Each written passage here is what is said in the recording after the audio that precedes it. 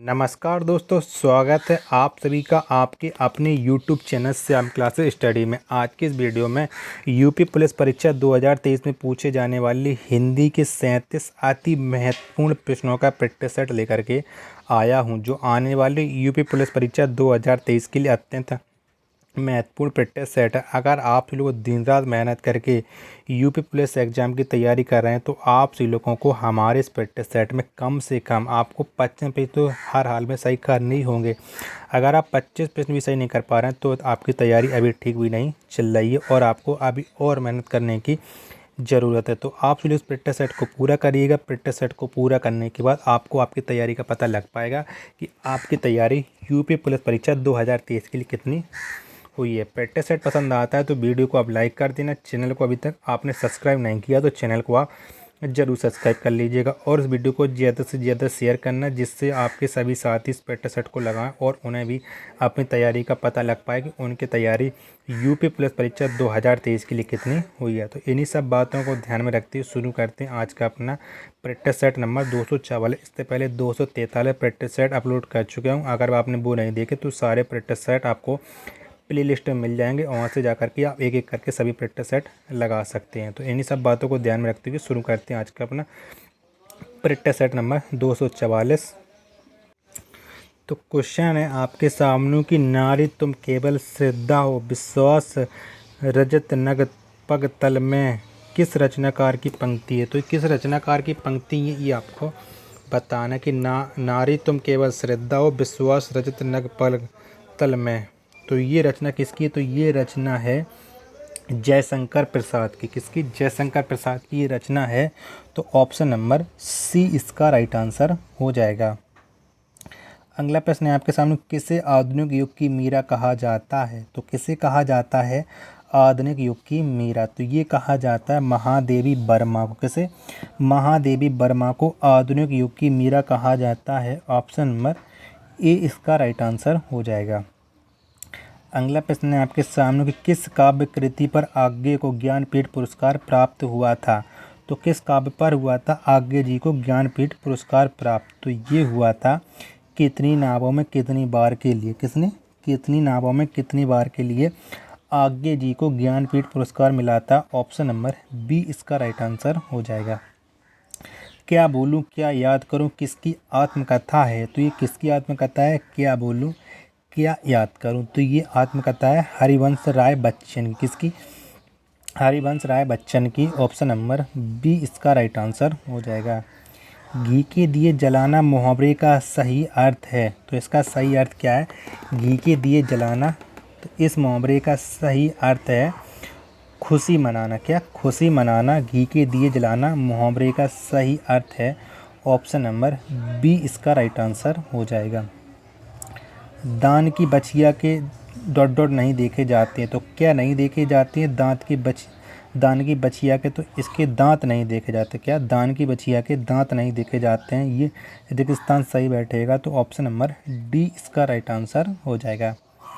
रहीमन चुप है बैठिए देखी दिनन को फेर जब नीके दिन आइए बनत न लगिए देर। उपरोक्त पंक्ति में कौन सा छंद है? तो कौन सा छंद है ये आपको बताना है। तो इस पंक्ति में छंद है दोहा छंद। कौन? दोहा छंद है। ऑप्शन नंबर ए इसका राइट आंसर हो जाएगा।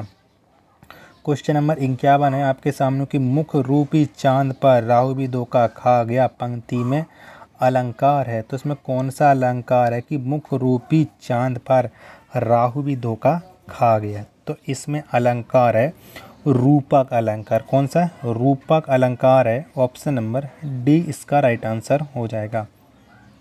गौशाला शब्द में कौन सा समास है? तो कौन सा समास है गौशाला शब्द में? तो इसमें समास है तत्पुरुष समास। कौन सा? तत्पुरुष समास है गौशाला शब्द में। ऑप्शन नंबर ए इसका राइट आंसर हो जाएगा। जिसकी आशा ना की गई हो उसे कहा जाता है। तो उसे क्या कहा जाता है कि जिसकी आशा ना की गई हो? तो उसे कहा जाता है अप्रत्याशित। क्या? अप्रत्याशित कहा जाता है। ऑप्शन नंबर बी इसका राइट आंसर हो जाएगा। अगला प्रश्न है आपके सामने, गंगा नदी भारत की पवित्र नदी है इस वाक्य में गंगा है। तो इस वाक्य में क्या है? गंगा नदी भारत की पवित्र नदी है। तो इस वाक्य में गंगा है व्यक्तिवाचक संज्ञा। क्या? गंगा एक व्यक्तिवाचक संज्ञा है। ऑप्शन नंबर ए इसका राइट आंसर हो जाएगा। पुरुषवाचक सर्वनाम के कितने भेद हैं? तो कितने भेद होते हैं पुरुषवाचक सर्वनाम की, ये आपको बताना है। तो पुरुषवाचक सर्वनाम इसके भेद होते हैं 3। कितने? 3 होते हैं पुरुषवाचक सर्वनाम के भेद। ऑप्शन नंबर बी इसका राइट आंसर हो जाएगा। अगला है आपके सामने कि हे खग मृग हे मधुकर सेनी तुम देखी सीता मृग नैनी में कौन सा कारक है? तो इसमें कौन सा कारक है ये आपको बताना है। तो कौन सा, आपको यहाँ चिन्ह भी दिख रहा है, तो ये कौन से चिन्ह है? ये वाला चिन्ह, तो ये है संबोधन कारक का। किसका? ये संबोधन कारक का चिन्ह है। तो ऑप्शन नंबर सी इसका राइट आंसर हो जाएगा। नेक्स्ट है आपके सामने के अर्थ के अनुसार संयुक्त क्रिया का कौन सा भेद नहीं है? तो बताइएगा अर्थ के आधार पर संयुक्त क्रिया का कौन सा भेद नहीं है? तो ये वर्तमान कालिक नहीं है। किसका? वर्तमान कालिक, ये अर्थ के आधार पर संयुक्त क्रिया का भेद नहीं है। ऑप्शन नंबर डी इसका राइट आंसर हो जाएगा।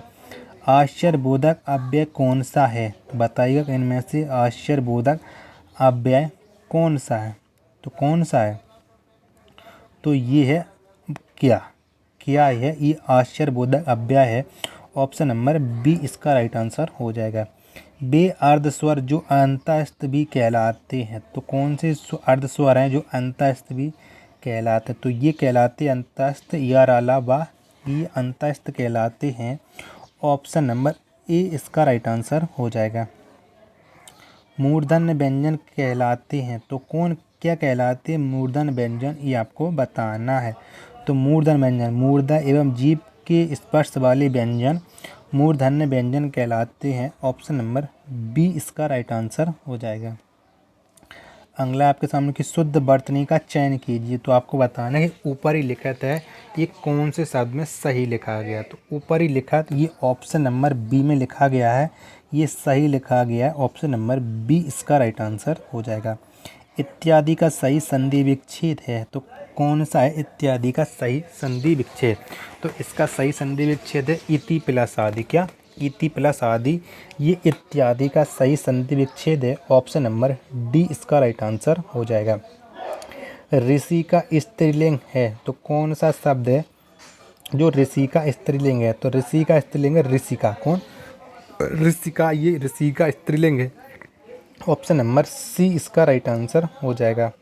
उत्कंठा में कौन सा प्रत्यय उचित रहेगा? तो उत्कंठा में कौन सा प्रत्यय लगा हुआ है? तो उत्कंठा में प्रत्यय है इत प्रत्यय। कौन सा? उत्कंठा में इत प्रत्यय उचित रहेगा। ऑप्शन नंबर सी इसका राइट आंसर हो जाएगा। वे शब्दांश जो मूल शब्द के पहले जोड़कर नया शब्द बनाते हैं कहलाते हैं, तो क्या कहलाते हैं? वे शब्दांश जो मूल शब्द के पहले जोड़कर एक नया शब्द बनाते हैं, तो वे कहलाते हैं उपसर्ग। क्या? वे उपसर्ग कहलाते हैं। ऑप्शन नंबर सी इसका राइट आंसर हो जाएगा। अगला प्रश्न है आपके सामने कि इनमें से किस शब्द के पर्यायवाची गलत हैं? तो बताइएगा कि इनमें से किसके पर्यायवाची हैं जो गलत हैं? तो किसके हैं? सूर्य के हैं। दिवस याम बासर, ये सूर्य के पर्यायवाची नहीं है, क्योंकि दिवस आप जानते हैं ये दिन का पर्यायवाची होता है। तो ऐसे के गलत हो जाएंगे। ऑप्शन नंबर डी का राइट आंसर हो जाएगा। उत्पत्त्या का विलोम है, उत्पत्त्या का विलोम शब्द क्या हो जाएगा ये आपको बताना है। तो इसका विलोम शब्द हो जाएगा आपका आदित्यक्ता। क्या? आदित्यक्ता। ऑप्शन नंबर सी इसका राइट आंसर हो जाएगा। अजर अजीर के सही अर्थ हैं, तो इसके सही अर्थ क्या हैं? अजर अजीर के, तो इसके सही अर्थ हैं जो बूढ़ा ना हो आंगन। कौन? आगे वाले अजर का इसका अर्थ है जो बूढ़ा ना हो, और अजीर का अर्थ है आंगन। तो यानी ऑप्शन नंबर बी इसका राइट आंसर हो जाएगा। क्वेश्चन नंबर 69 है आपके सामने कि निम्नलिखित शब्दों में से तत्सम कौन सा है? तो बताइएगा कि इनमें से कौन सा वो शब्द है जो तत्सम शब्द है। तो कौन सा है? तो श्रृंगार। कौन? श्रृंगार ये तत्सम शब्द है। ऑप्शन नंबर सी वाला ये तत्सम शब्द है। ऑप्शन नंबर सी इसका राइट आंसर हो जाएगा। अगला प्रश्न है आपके सामने कि नीचे दिए गए विकल्पों में से तद्भव शब्द का चयन कीजिए। तो आपको बताना है कि इनमें से कौन सा वो शब्द है जो तद्भव है। तो कौन सा है? तो इनमें से तद्भव है मुहे। कौन? मुहे ये तद्भव शब्द है। बाकी के तीनों ये तत्सम शब्द है, तो ऑप्शन नंबर बी इसका राइट आंसर हो जाएगा। अगला प्रश्न है आपके सामने, कौन सा वाक्य सही है? तो आप बताने कि इनमें से कौन सा वाक्य है जो सही है। तो कौन सा है? बैल और बकरी घास चरते हैं। कौन सा हो जाएगा? बैल और बकरी घास चरते हैं। ऑप्शन नंबर बी इसका राइट आंसर हो जाएगा। किस रस का स्थायी भाव उत्साह है? तो किसका स्थायी भाव उत्साह है ये आपको बताना है। तो उत्साह स्थायी भाव है वीर रस का। किसका? वीर रस का स्थायी भाव उत्साह है। ऑप्शन नंबर बी इसका राइट आंसर हो जाएगा। वे शब्द जो संस्कृत भाषा से हिंदी भाषा में ज्यों का त्यों ग्रहण कर लिए जाते हैं कहलाते हैं। तो क्या कहलाते हैं? वे शब्द जो संस्कृत भाषा से हिंदी भाषा में ज्यों के त्यों ग्रहण कर लिए जाते हैं, तो वे कहलाती हैं तत्सम। क्या? वे तत्सम कहलाते हैं। ऑप्शन नंबर सी इसका राइट आंसर हो जाएगा। अगला प्रश्न है आपके सामने कि आज किसका पर्यायवाची है? तो किसका पर्यायवाची है आज ये आपको बताना है। तो आज ये पर्यायवाची है ब्रह्मा का। किसका? ब्रह्मा का पर्यायवाची है आज। ऑप्शन नंबर ए इसका राइट आंसर हो जाएगा।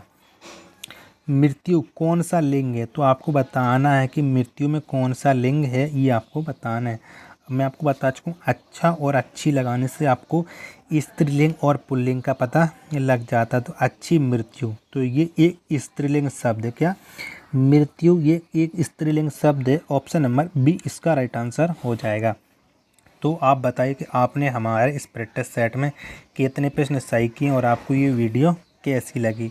वीडियो पसंद आई हो तो वीडियो को आप लाइक कर देना। चैनल को अभी तक आपने सब्सक्राइब नहीं किया है तो चैनल को आप ज़रूर सब्सक्राइब कर लीजिएगा। और इस वीडियो को आपको ज़्यादा से ज़्यादा शेयर करना है, जिससे आपके सभी साथी इस वीडियो को देख पाएँ और उन्हें भी अपनी तैयारी का पता लग पाए कि उनकी तैयारी यूपी पुलिस परीक्षा 2023 के लिए कैसी चल रही। इन्हीं सब बातों को ध्यान में रखते हुए मिलते हैं अपनी नेक्स्ट वीडियो तथा नेक्स्ट प्रैक्टिस सेट में। तब तक के लिए धन्यवाद। जय हिंद प्यारे साथियों।